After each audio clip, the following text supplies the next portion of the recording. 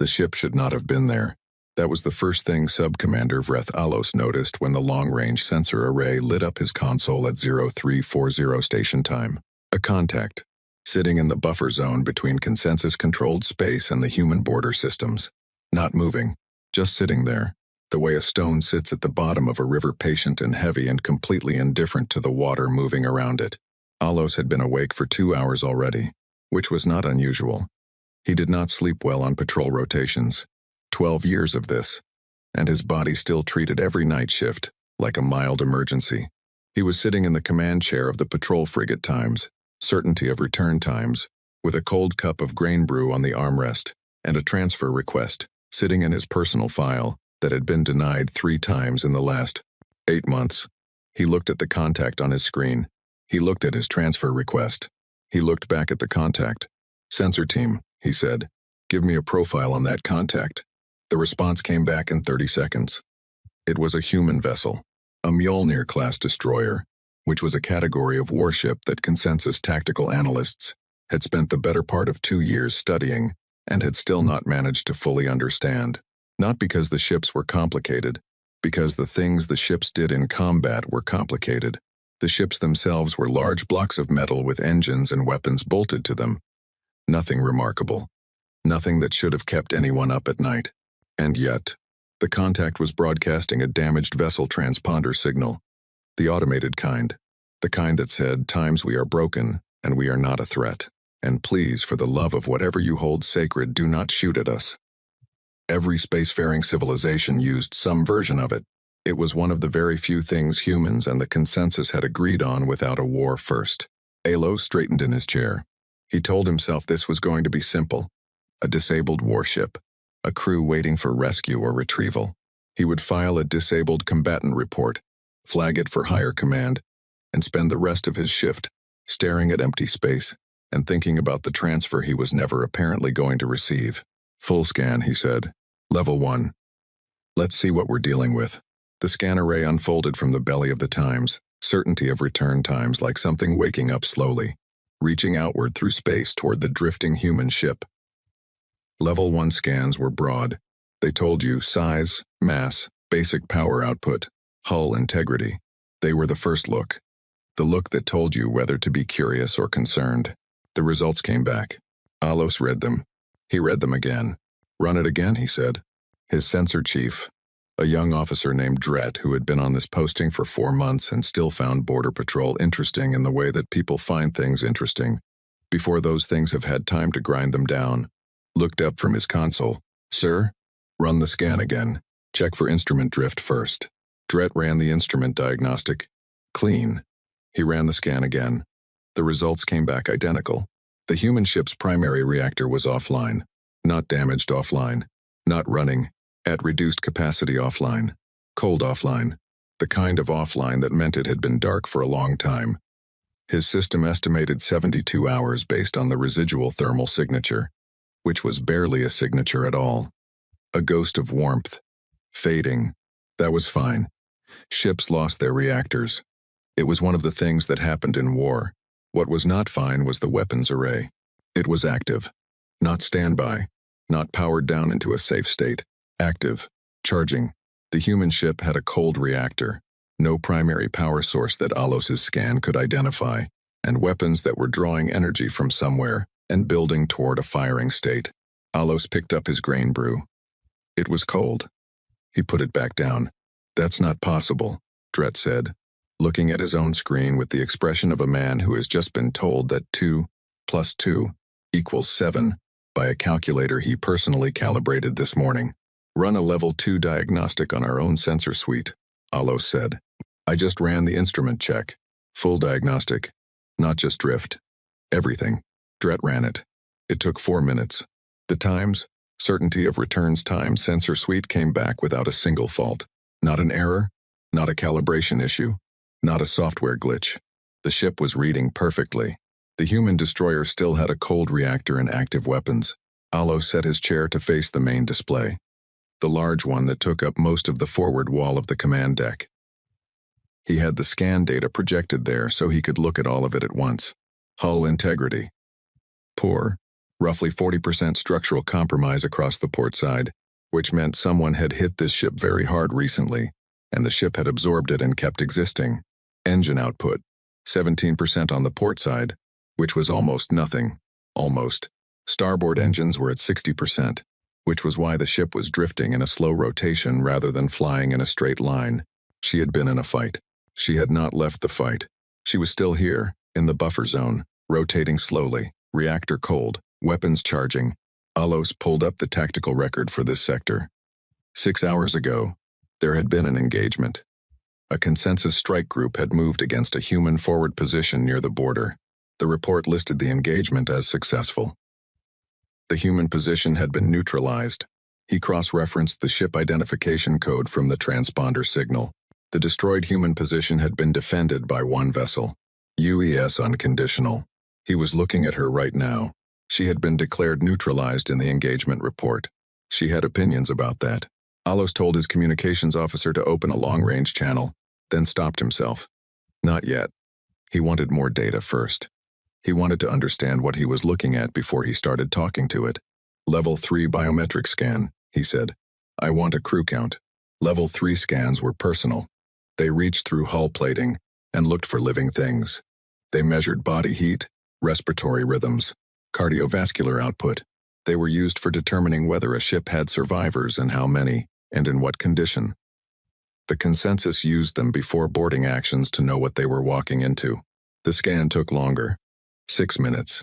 The results came back, and Alos looked at them for a while without saying anything. 23 life signs. All human. All alive, which was already more than the engagement report had implied.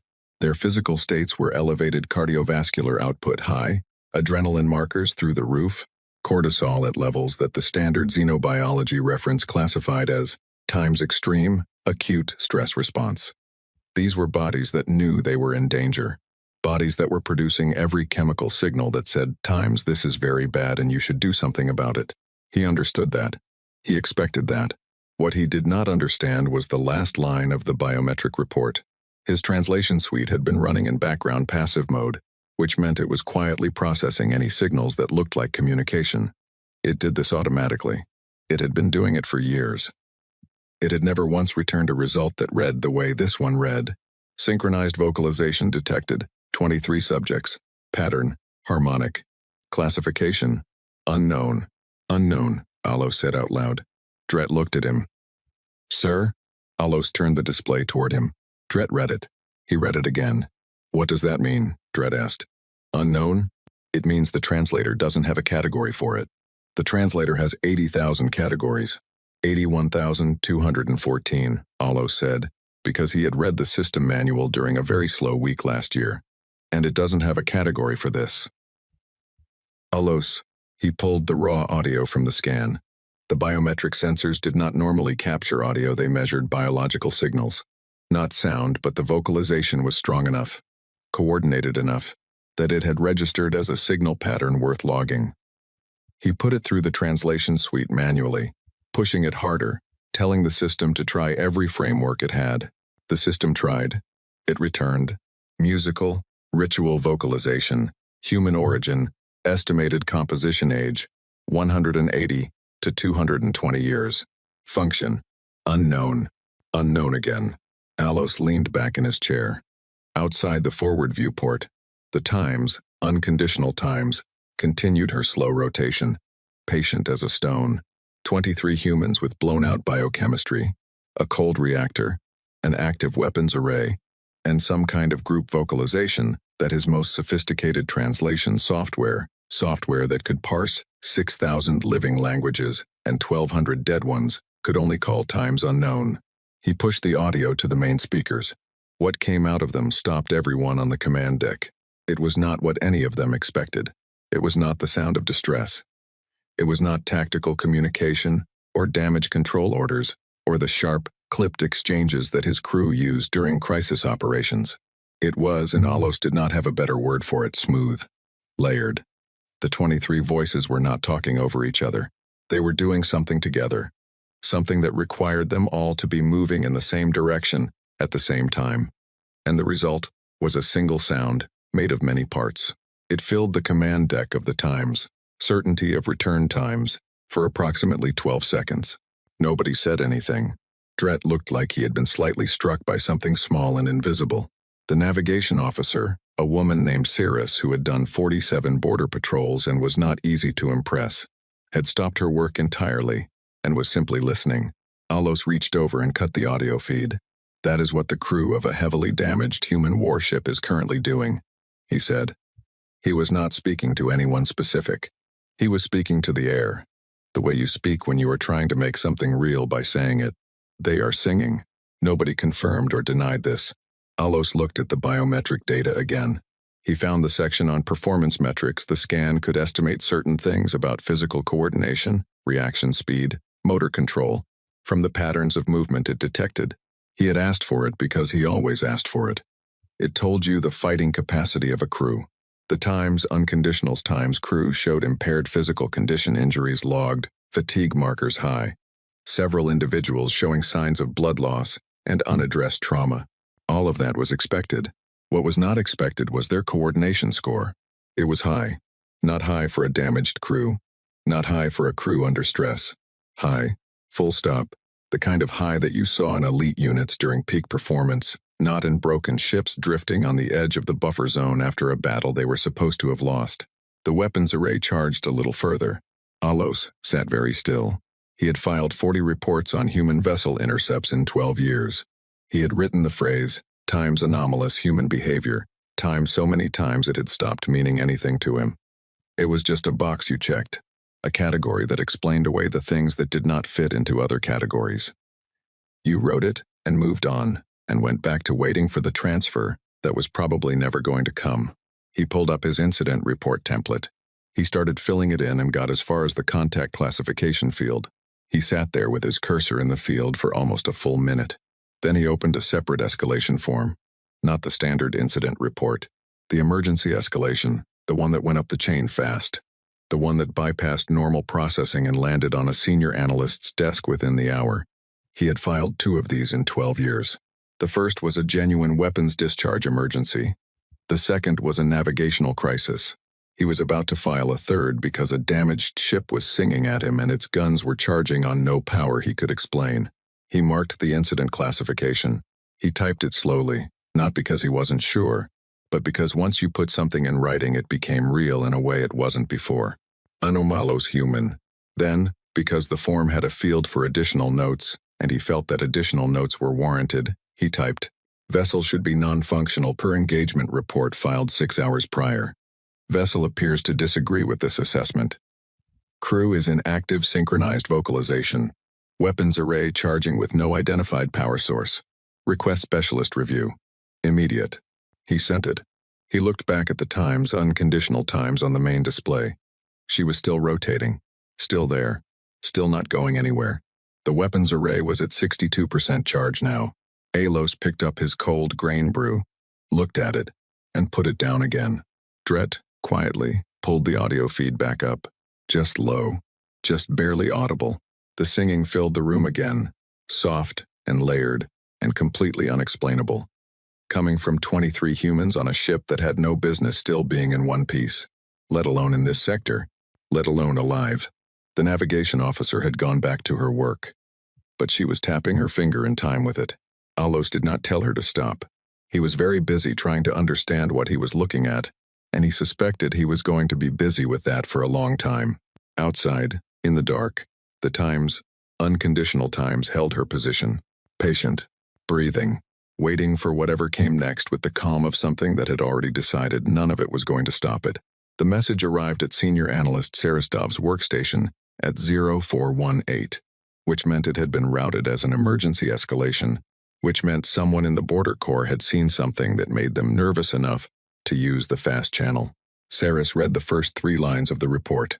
Then she picked up her 4th arm, reached across her desk, and closed the research file she had been working on before the message arrived. Not because it was unrelated, because it was very related. And she needed a moment before she looked at both things at the same time. She had been working on the file for 6 years. It had started as a side project, something she worked on between official assignments because the official assignments were not asking the questions she thought needed asking. It had grown, slowly and then faster. The way things grow when you keep finding new evidence for something you already suspect. It was a model, a behavioral model, built from combat records and biometric scans and communication intercepts, and every piece of data on human military engagements that Consensus archives contained. She had a name for it in her personal notes. The real problem. Her superiors, on the 2 occasions she had raised the subject at staff meetings, had called it overinterpretation.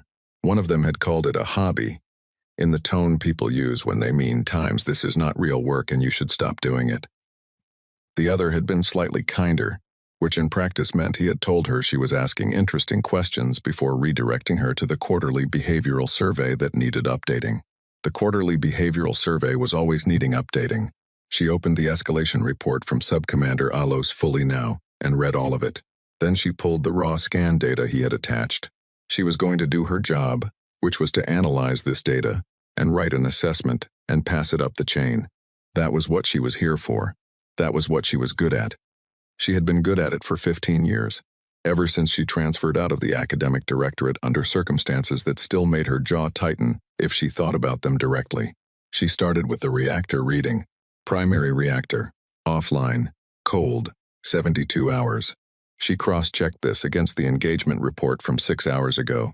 The times unconditional times had taken a direct hit to her reactor section during the engagement. The strike group commander had noted it as a kill shot. The reactor had gone critical and then dead, in the way reactors do when things go very wrong very fast. So the reactor was cold. Fine, not surprising. She moved to the weapons array. Active. 62% charge at the time of the scan. Climbing. She looked at this for a while. A weapons array needs power. Power comes from a reactor or a secondary backup system. The primary reactor was cold.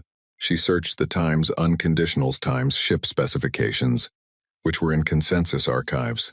The Consensus had made a point of collecting every available human technical document, which was somewhat easier than it sounded because humans published a remarkable amount about their own military hardware, a habit the Consensus had spent years trying to understand and had eventually filed under Times cultural anomaly. The Times unconditional times carried a secondary emergency power system. Capacity. Enough to run life support and basic communications for approximately 96 hours. Not weapons. Not at this draw level. The secondary system was not designed to run weapons. Saris checked the weapons array draw rate. She checked the secondary system capacity again. The math did not work. She wrote it out manually, long form, the way her first research mentor had insisted she write out calculations when something felt wrong, because writing it long form meant you caught the moment you made an assumption you shouldn't have made. She wrote it out 3 times. The math still didn't work. The times, unconditional times, was drawing more power for her weapons than her surviving systems could produce, which meant she was drawing it from somewhere else. Saris opened her model file times the real problem times and added a notation, a small one, just a flag that said times power source unknown, see weapons data, case file UCN 47. She had done this 41 times in 6 years, added a notation, added a flag, another data point that said times this does not fit the framework we are using, 42 times now. She moved to the biometric data. This was where she lived. This was the center of her work. Biometrics, what a body was doing. What a body was telling you about the mind driving it. She had more hours reading human biometric data than anyone in the Consensus Research Corps.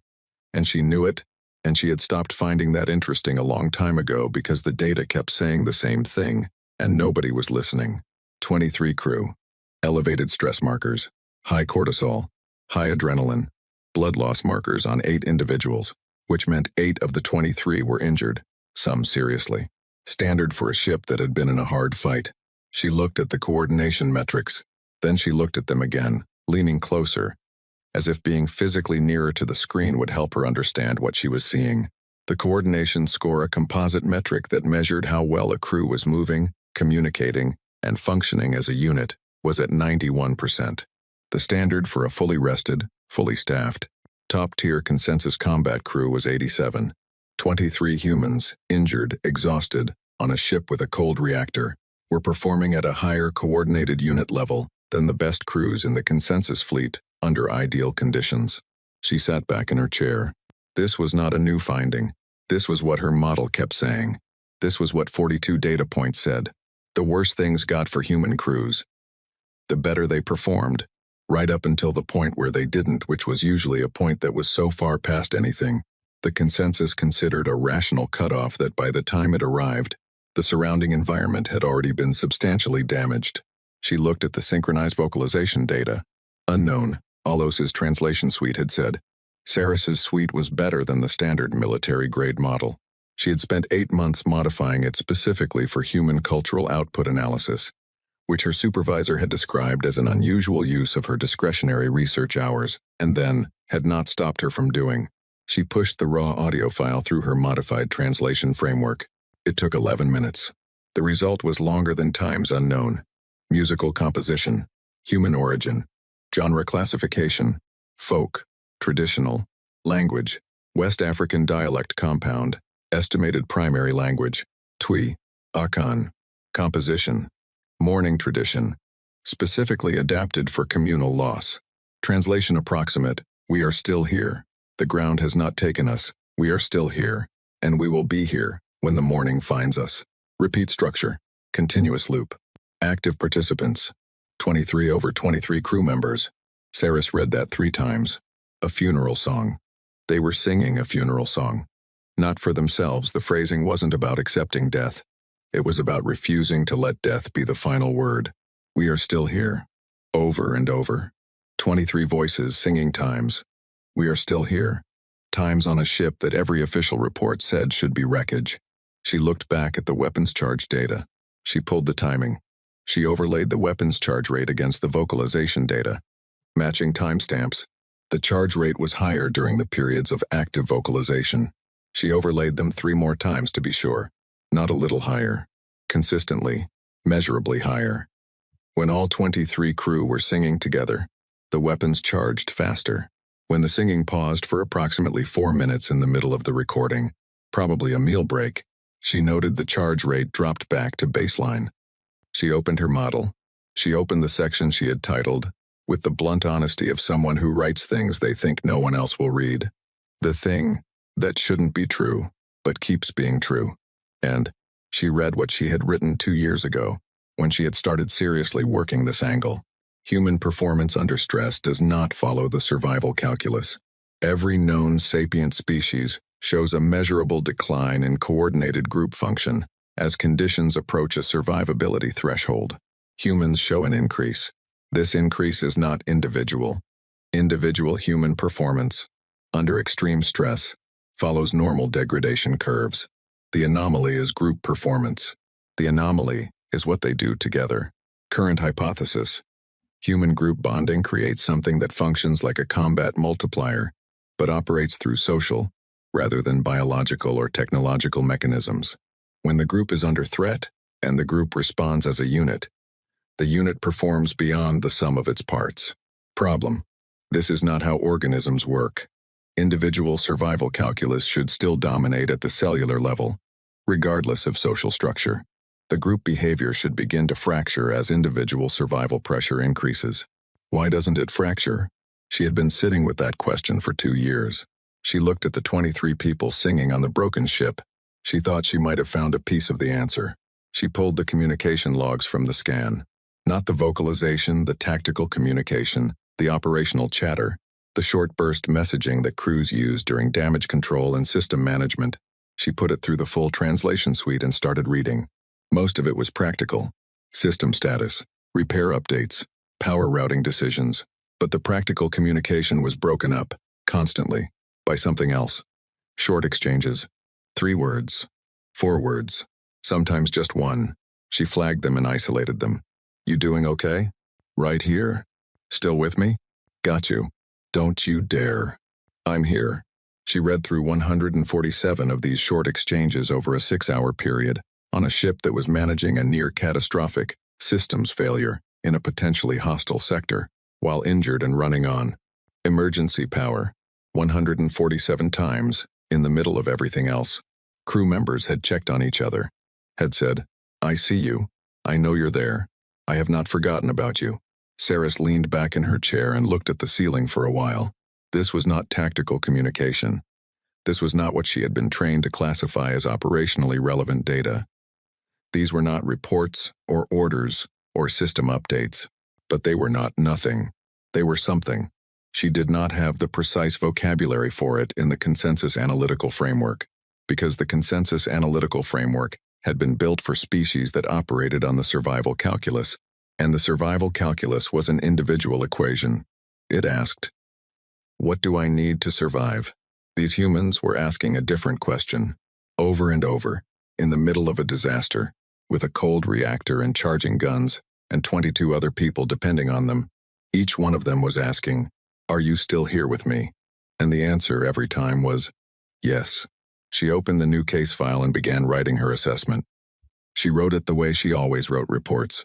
Clean, factual, careful. She wrote about the reactor discrepancy, and the weapons data, and the coordination metrics, and the vocalization timing. She wrote about what the data showed, and what it implied. She wrote, "The way you write, when you know what you're saying, is going to make people uncomfortable." Then she got to the section on conclusions, and she stopped. She looked at her model. She looked at the data.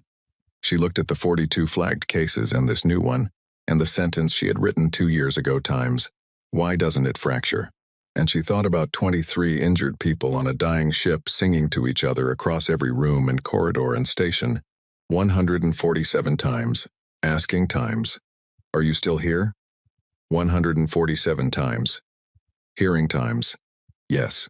She knew why it didn't fracture. She had known for a while. She had just been waiting for someone to give her permission to say it, and she was starting to understand that permission was not coming, and she was going to have to say it without it. She wrote the conclusion. Human group cohesion under stress does not decrease because human beings are not fighting for themselves. Individual survival calculus applies to individual survival. These crew members are not trying to survive for their own sake.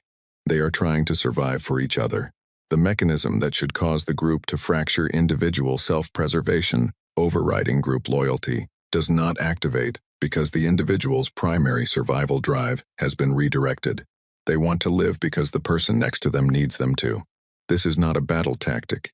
It is not a cultural quirk. It is the functional structure of how human beings process threat. They do not ask, "Will I survive?" They ask, "Will you?" The consensus has been attempting to defeat an opponent by applying pressure to a threshold that does not exist in the way we assumed. She stopped there. She saved the document. She looked at the section of the report where she was supposed to attach supporting files. She opened her model, the one her supervisors called a hobby, the one with 42 data points and 6 years of work and the slowly building shape of something she was not supposed to have figured out. She attached it. She flagged the submission for immediate command review. She sent it before she could think about the career implications, which were not small. Then she pulled the audio feed one more time, the singing, and she sat with it in her office in the dark at 0500, with cold air recycled through a ship.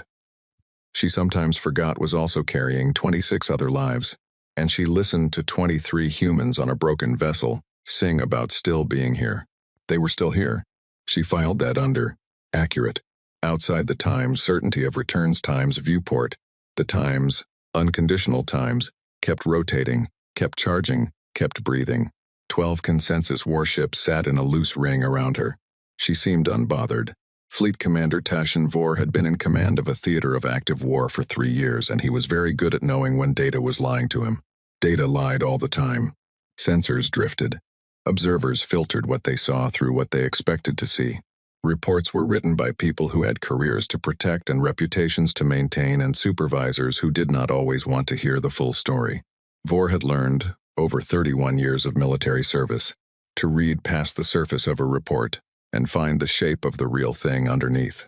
He read Subcommander Alos's escalation at 0500. He read Senior Analyst Saris Dobbs' assessment at 0520. He sat with both of them for a long time. He had 12 warships now positioned in a ring around the times unconditional. That had been a precaution. A human destroyer with active weapons and an unexplained power source in the buffer zone was a precaution situation, regardless of how damaged she looked. He had ordered the repositioning from his flagship while still half asleep and not yet fully aware of what he was repositioning around. He was fully aware now. He read Saris Dobbs' report a second time, more slowly.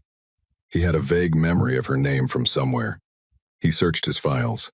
She had published a paper 3 years ago, early in the war, arguing that human combat behavior required specific study and that the consensus was misreading the data.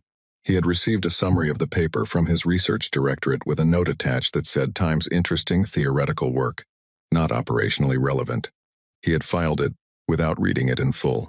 He read the paper now. He read the model she had attached.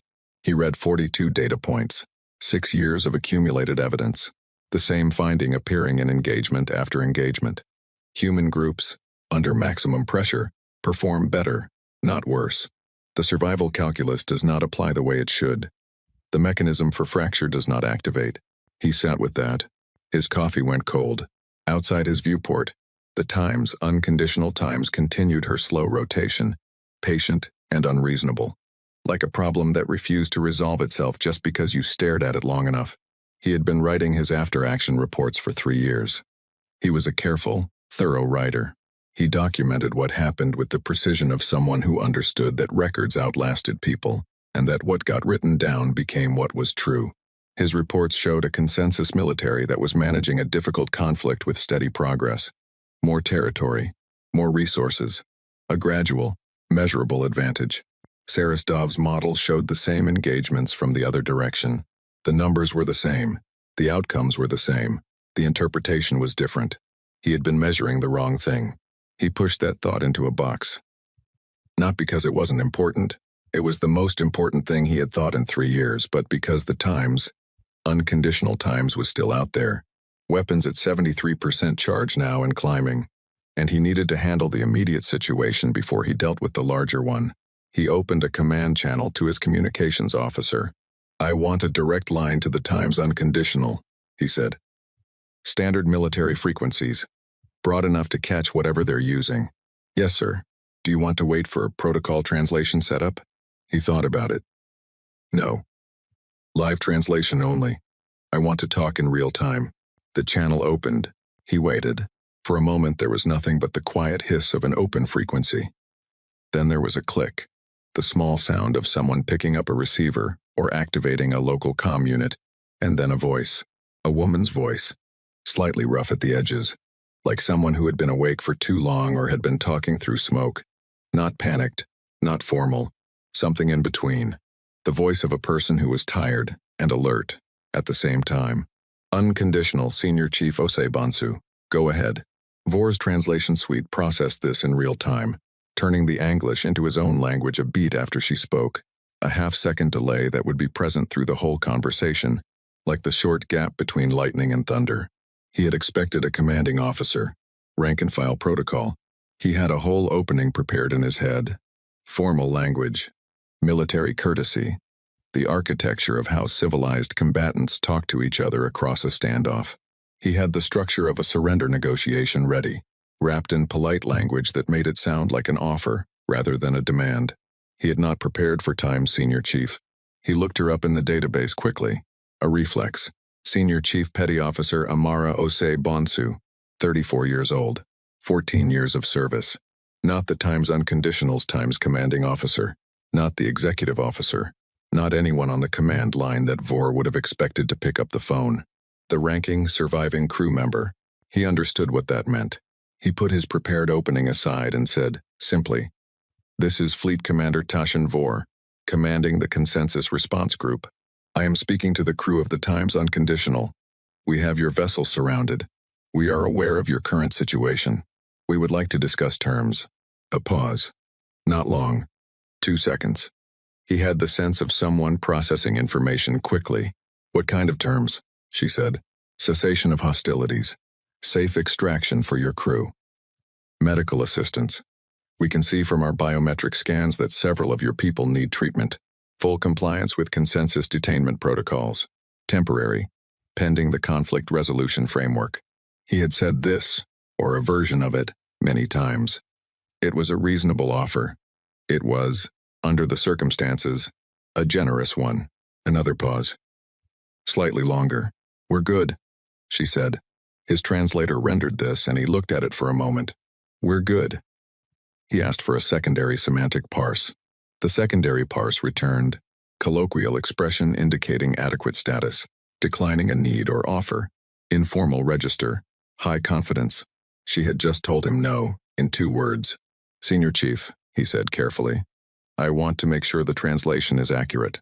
You are declining the offer of medical assistance and extraction? I'm saying we don't need it. Our scans show that 8 of your crew have significant injuries. We know. Your primary reactor has been offline for approximately 72 hours. We know that too." He looked at the scan data on the secondary screen beside him. Weapons array now at 78%. "We are also tracking your weapons array as actively charging. May I ask what you're charging it for?" A slightly longer pause. "Precaution," she said. He had been a fleet commander for 3 years and before that a ship captain for 9. He knew what times precaution times meant in a tactical context. It meant, "I am preparing to shoot someone and I haven't decided who yet. I want to be direct with you," he said. "You are surrounded by 12 warships. Your reactor is offline. My analysts cannot identify how your weapons array is drawing power. I do not know if your weapons are actually functional, but I have to treat them as if they are." "That's fair," she said. "Just that. That's fair." He found himself uncertain about the next sentence for the first time in a long while. Every other conversation he had ever had in this position followed a recognizable shape. Fear was a language he spoke fluently. Desperation had a grammar. Even anger had a structure he could navigate. But this calm, this 2-word economy, this voice that sounded like someone discussing a mild inconvenience, rather than a situation where her ship was surrounded and outgunned, 12 to 1. He did not have the vocabulary for it. "Senior Chief," he said, "I am going to ask you a direct question and I would like a direct answer. Go ahead. Do you understand the tactical situation you are currently in?" He heard something in the background, on her end. A small sound, movement, the faint edge of another voice, not speaking to him. Someone nearby on the Times Unconditionals Times bridge. The senior chief was quiet for exactly 2 seconds. And in those 2 seconds he had the strong impression that she was looking at someone, turning her head, checking on someone who was near her. "Yes," she said. "We understand it. And you are choosing not to surrender. We're not in a surrender situation." He looked at his screen. He looked at the 12 warships. He looked at the scan data. He looked at the cold reactor and the weapons climbing toward a full charge. "I want to make sure I understand you correctly. You are one vessel. Your reactor has been cold for 3 days. You have 8 injured crew members. You are surrounded. What, from your perspective, is the nature of your current situation if it is not a surrender situation?" "A beat. An ongoing one," she said. He was quiet. The translation suite had nothing additional to offer. And he tried a different approach. "Our records show that your vessel was involved in an engagement in this sector 6 hours ago. The engagement report classifies the times. Unconditional times as neutralized." A short sound came across the channel. It was his translation suite processed it, ran it twice, and returned the same result both times: laughter. Not cruel laughter. Not mocking. The small, brief sound of someone who has just heard a description of themselves that they find slightly funny. "Yeah," she said. "We saw that report. You have access to consensus communications?" "We have access to a lot of things," she said. And then before he could respond, "We'll take the medical supplies though. If the offer's still open. We have a situation on Deck 7 that could use attention." Quote, he had not expected that. The pivot from times were not surrendering times to times actually. Yes, the medicine would be good times was not a transition he had a tactical framework for. "The offer is still open," he said. "We appreciate it." A pause. Then, "Fleet Commander Vor, the transfer from your sector post to Interior Command is going to be approved." "I'd take it." He went very still. That was not in any data he had transmitted. His transfer request was in his personal command file, encrypted, on internal consensus systems. "How do you know about that?" he said. "You've been here a long time," she said simply. "You should go home." The channel was quiet for a moment. Then, "We're going to keep the weapons active. I hope that's okay." 1. She closed the channel. He sat in the command chair of his flagship for a long time without moving. He thought about the 42 data points in Sarastov's model. He thought about the word times, fracture times, and the reason it wasn't happening. He thought about 147 small exchanges on a broken ship. Each one asking, "Times, are you still here?" Each one answering, "Times, yes." He thought about a woman on a dead ship who had just told him, "No, thank you, we're handling it, and also, you should go home," in the same voice. He opened Saris Dove's model on his primary screen. He read all of it this time. Every data point, every conclusion, the final paragraph. TAT. The one that said times the mechanism for fracture does not activate because the individual's primary survival drive has been redirected. The one that said times they want to live because the person next to them needs them. 2. He looked at the times, unconditional times on his tactical display. Weapons array, 83%. He ordered his fleet to hold position. He picked up his cold coffee, looked at it, and finally drank it anyway. Then he flagged Saris Dove's model and his own assessment, and Alos's original report, and bundled them into a single priority transmission, addressed to Consensus High Command, theater level, which was a channel he had used once in 3 years, for an actual crisis. He titled the transmission, "The Calder Problem Requires Immediate Senior Review." He attached a personal note that said, in its entirety, "I have been writing the wrong report for 3 years. I am writing the correct one now. Read the model first." He sent it. Outside, the Times, unconditional Times, held her position. She had not moved. She had not threatened. She had not done anything that could be classified, technically, as hostile action. She was just there, patient, in the way something is patient, when it has already decided that patience is not a sacrifice. The weapons array hit 87% and kept climbing. Vor wondered, for the first time, if the weapons were even the point.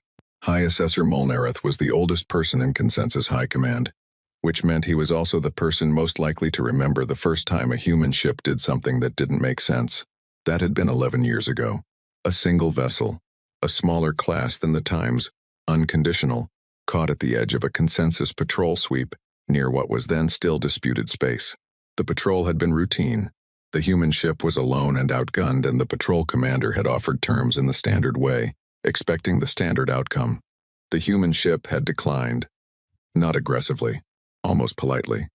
And then, it had proceeded to damage 2 Consensus ships before being disabled. The patrol commander had filed an anomaly report. The instrument error assessment that had been attached to that report had been written by a 28-year-old junior analyst named Muln Areth, who had looked at the data, decided it was a sensor malfunction, and moved on to the next file. He had been thinking about that for 11 years.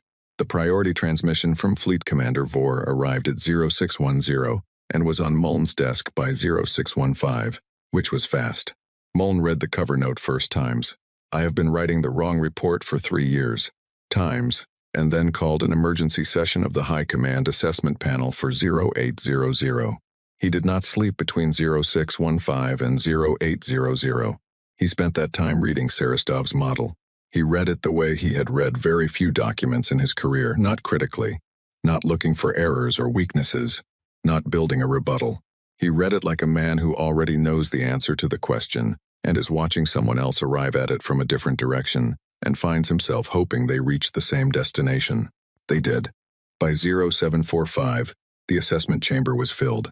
6 high assessors, including Muln, 4 senior military advisors, 3 specialists in xenobiology and behavioral modeling, 2 communications directors who were there because they might be needed for rapid deployment if decisions came out of this session, and Saris Dove, sitting at the end of the table in the chair that was technically reserved for presenting analysts but was usually occupied by people with significantly more rank than she currently held. She looked like someone who had been awake all night, which she had been. She looked like someone who had been waiting a long time for this room, which she also had been. Muln opened the session by putting everything on the main display at once. All 43 cases. All the raw data. 11 years of engagements laid out chronologically, and across every one of them, the same curve, the human curve going in the wrong direction. Performance rising as conditions worsened. Groups holding together past any reasonable expectation. Ships fighting past the point where fighting made any mathematical sense. The room looked at it. Senior military advisor Pell, who had spent 8 years opposing the theory that human behavior required specific strategic adjustment, who had called it alarmism in 2 separate official documents, Who was the man who had written the note on Saris's original paper that said, Time's interesting theoretical work, not operationally relevant? Time sat with his hands flat on the table and looked at 11 years of data and did not say anything for a long time. Walk us through it, Muln said to Saris. She stood. She did not look nervous exactly. She looked like someone who had rehearsed this and then decided the rehearsal was wrong and was doing it from scratch. She started with the Times unconditional, current situation, current readings, the conversation Vor had logged with Senior Chief Ose Bonsu. She put the conversation transcript on the display and let the room read it. We're good. An ongoing situation. The room read those two responses for a moment. This is one example, she said. This is 43 examples, and those are only the ones we have clean data for. I believe the actual number is every engagement on record. She pulled up the survival calculus model, the standard one, the one the consensus had used to design military doctrine for 4,000 years. She walked them through it. Under sufficient pressure, any sapient organism will prioritize individual survival. This causes groups to fracture. Fracture creates retreat. Retreat is the manageable outcome.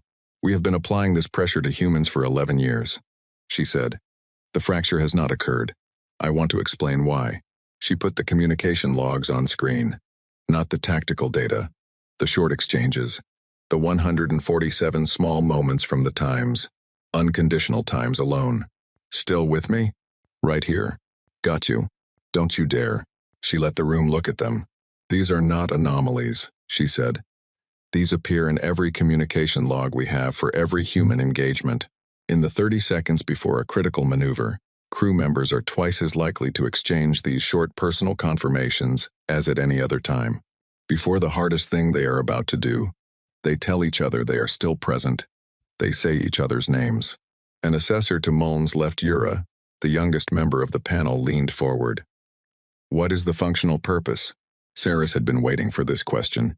That is the right question. The functional purpose is not tactical.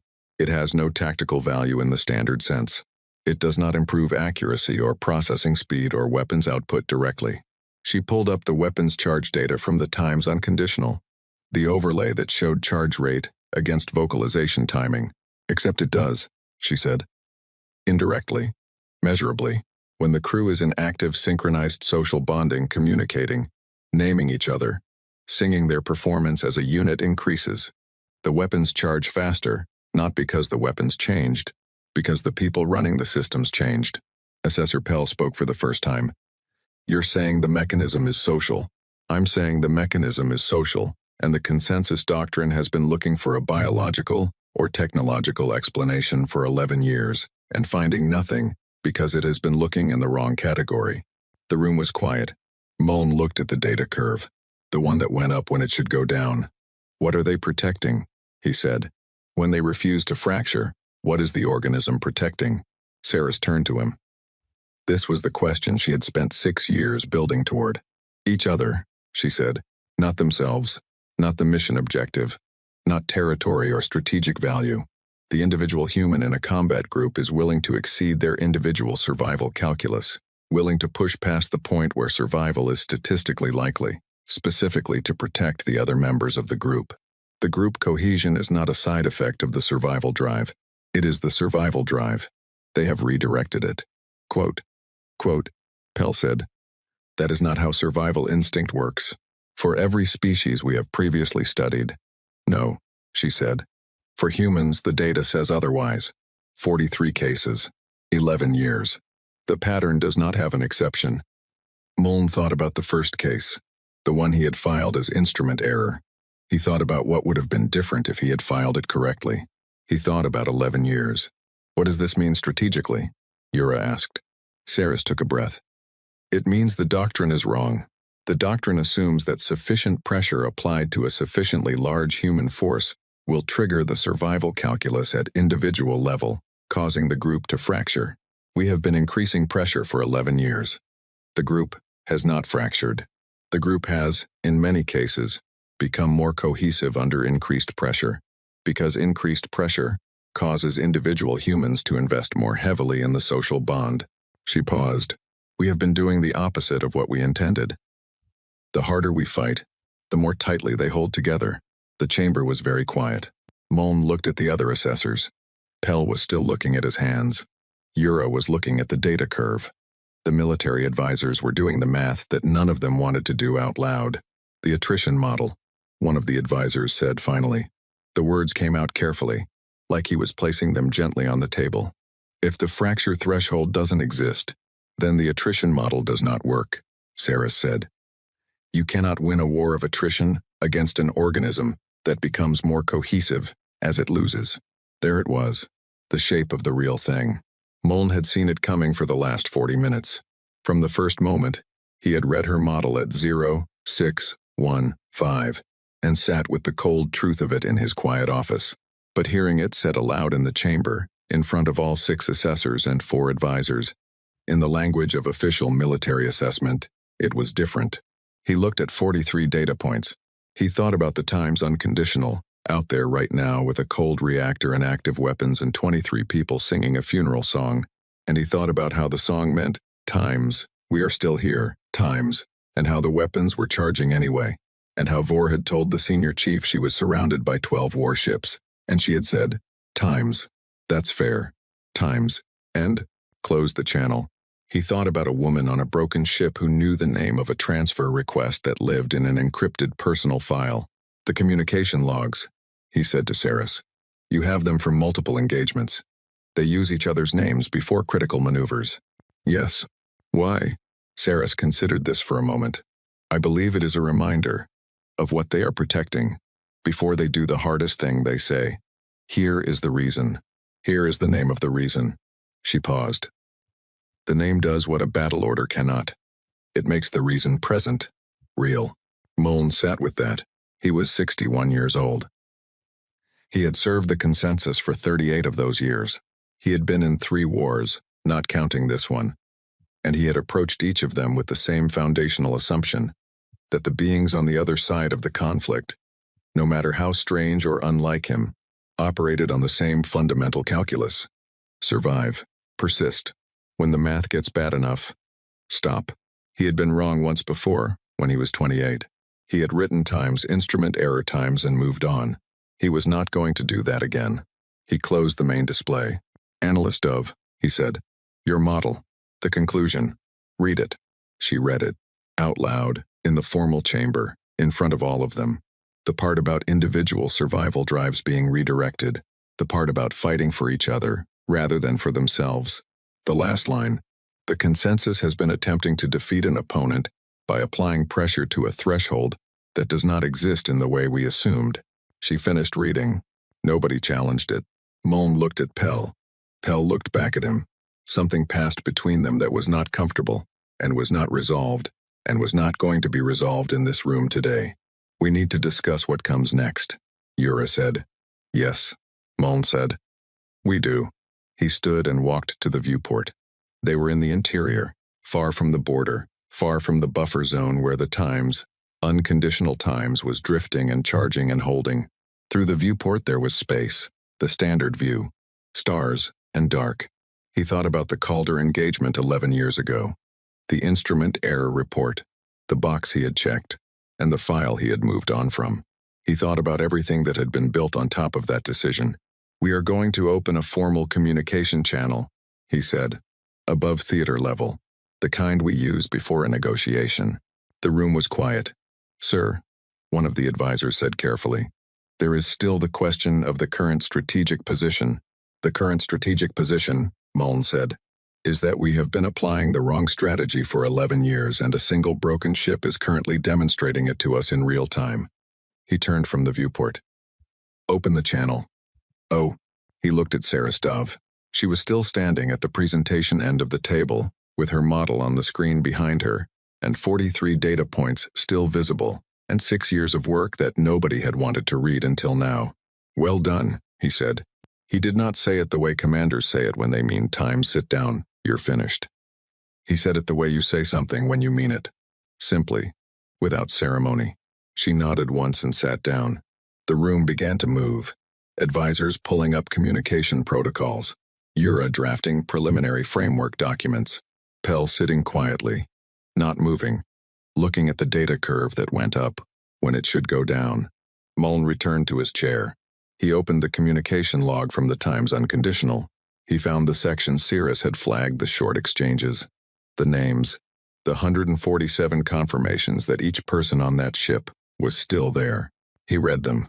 He found, somewhere at the back of his mind, a question he didn't have an answer to yet. If you had no one beside you, what were you fighting for? He set it aside. There was work to do. Outside, somewhere in the buffer zone, the Times, Unconditional Times, was still holding her position, patient, unreasonable, alive.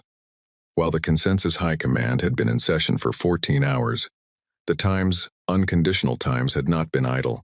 Sarasdov knew this because she had stayed patched into the live sensor feed from the Times, Certainty of Return, Times the entire time, running it on a secondary screen while she sat in the assessment chamber and presented her model and listened to assessors ask the questions they should have been asking years ago. The feed was small, tucked in the corner of her screen. Easy to miss. She had not missed it once. In the first 2 hours after the formal session started, the Times Unconditional's Times crew had managed to restore partial power to 2 of her 3 secondary systems. Not enough to run weapons at full capacity, not enough to give them speed, but enough to stabilize life support at a level that was not dangerously low, and enough to bring one of the dark sensor arrays back online, which meant the Times Unconditional Times could now see everything around her a little more clearly. Cirrus noted this in her personal file and then noted that the Times Unconditional's Times crew had done it in approximately 1/3 of the time her engineering estimates said it should have taken. She added the case to her model. 44. In hour 6. During a break in the session when the assessors were reviewing documents, and she was standing near the back wall with a cup of water she hadn't drunk yet, she pulled the live communication log from the Times Unconditional. The feed was running passive everything. The sensor array picked up, logged automatically, translated in real time. She read an hour's worth of it. They were still talking to each other the way they always talk to each other. Repair updates, system status. How's Deck 7? Any improvement? And underneath the practical, the same short personal exchanges. The names, the confirmations. Eat something. I will in a minute. Now, Rhea? Fine, I'm eating. She read those 4 lines 3 times. She did not know who Rhea was. She knew Rhea was on the Times Unconditional. She knew Rhea had apparently not eaten recently enough that someone had noticed and said something about it. She knew that in the middle of a 14-hour standoff with 12 enemy warships, someone had stopped what they were doing to make sure Rhea ate. She drank her water. She went back into the chamber. By hour 10, the weapons array had reached full charge and held there, steady and patient.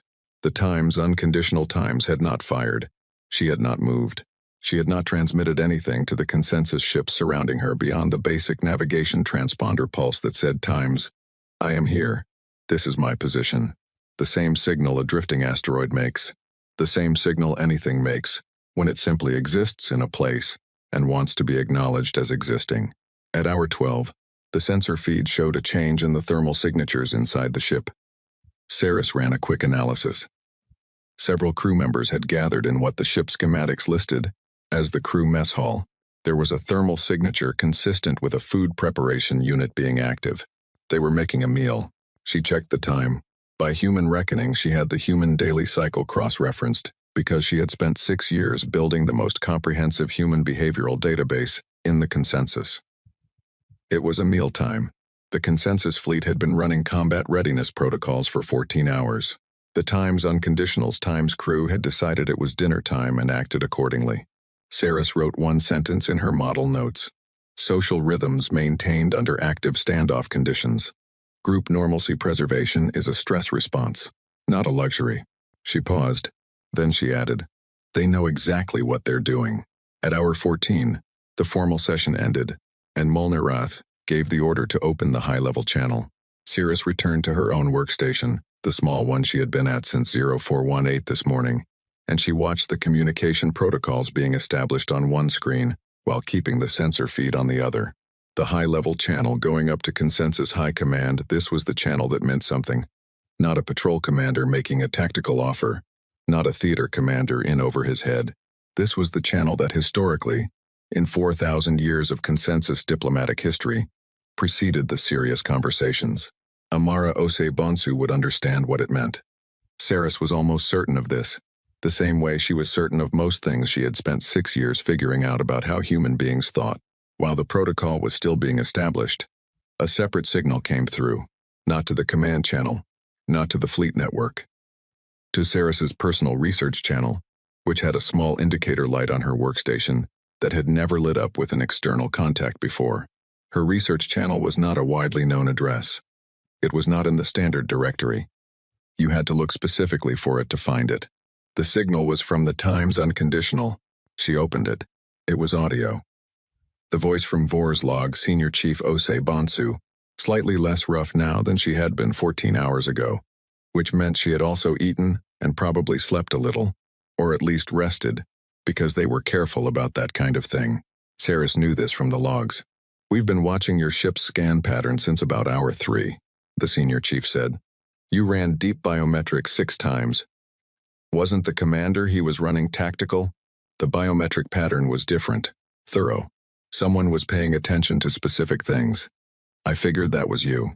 Saris looked at the communication request. She opened the two-way channel. "How did you find my research channel?" she said. Pause. "Not long.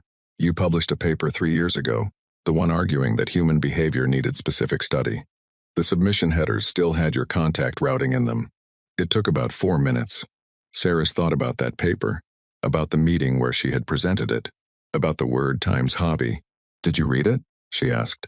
"Yeah." A brief pause. "Your model's right. I wanted you to know that. From our end, looking at it from the inside, you have it right." Saris looked at her screen for a moment. 6 years, 44 data points. The model that nobody wanted to read until the Times. Unconditional Times. Made it impossible to ignore. "Thank you," she said. She kept the rest of what she was thinking out of her voice, which took some effort. "You're welcome," said Amara Bonsu. Then, after a beat, "Also, we have extra rations. We made too much. If anyone over there wants some, we're not going anywhere." Saris looked at that communication for a moment. A broken ship offering food to the fleet surrounding it. She thought about the short exchanges in the logs. "Eat something.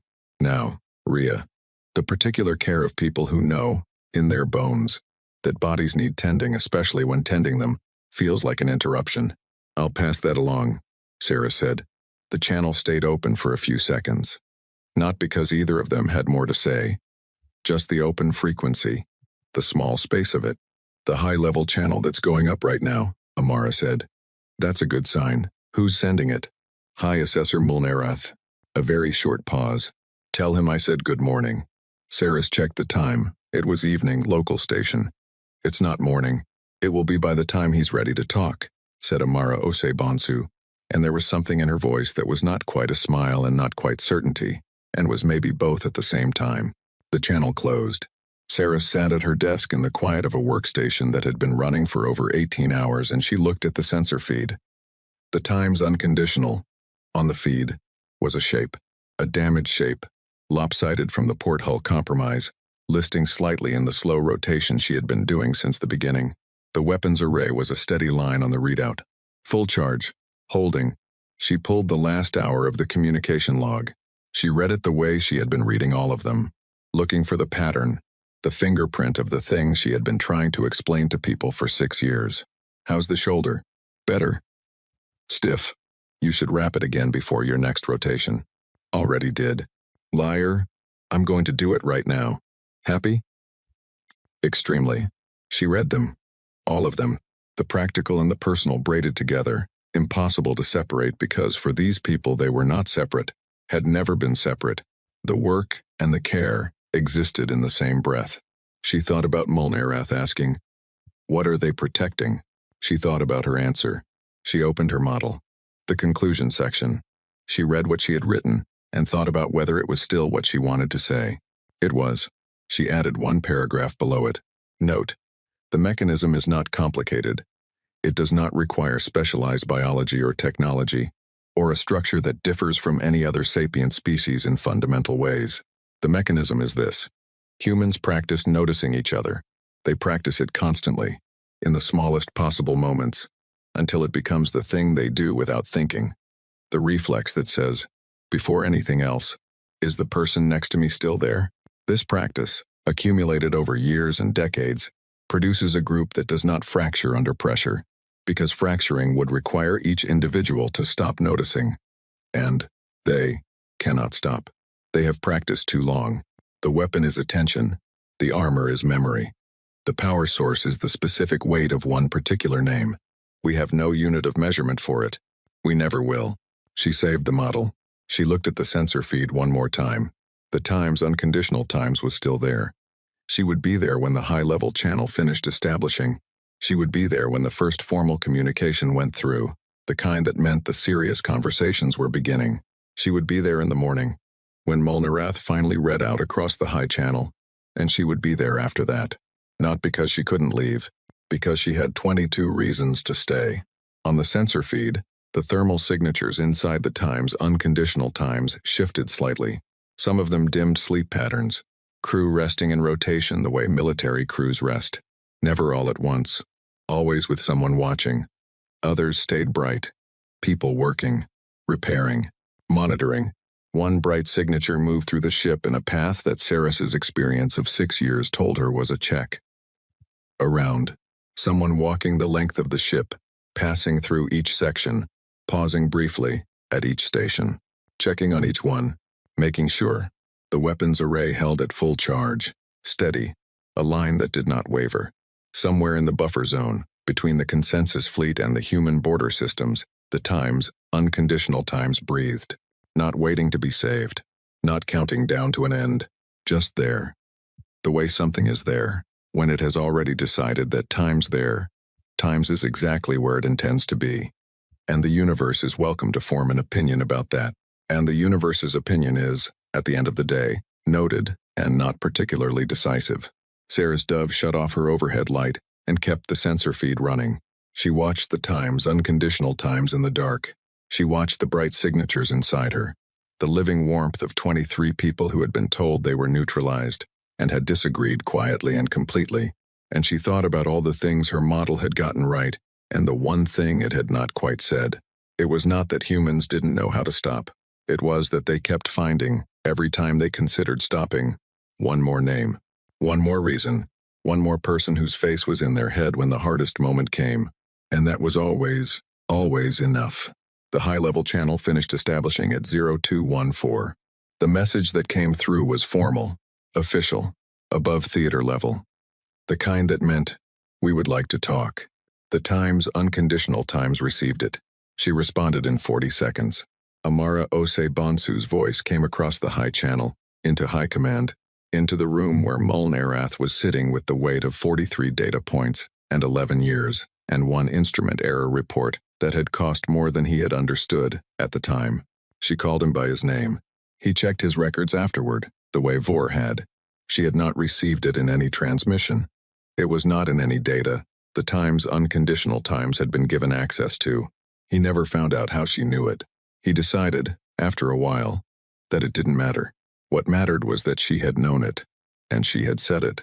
And when she said it, for just a moment, the High Assessor of the Vareth Consensus sat in his formal chair in his formal chamber and felt, with a clarity that surprised him, like a person, like a specific person, like someone whose name, in someone else's mouth, was a particular and unrepeatable thing. He understood, in that moment, what the weapon was. He began to talk.